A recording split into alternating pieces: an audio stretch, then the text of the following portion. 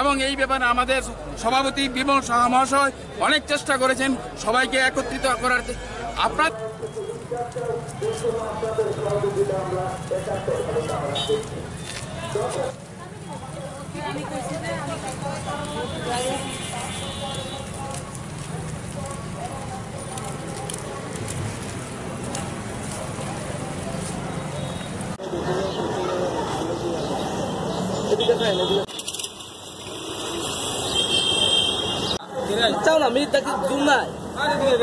রায়ে আমরা আপাতত একটা স্বস্তি পেয়েছি, যেহেতু আমাদের হাতে এখনো রায়ের কপি আসেনি।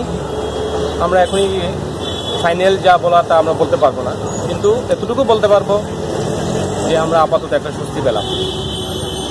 সরকারের তরফে কোনো বক্তব্য জেনেছে?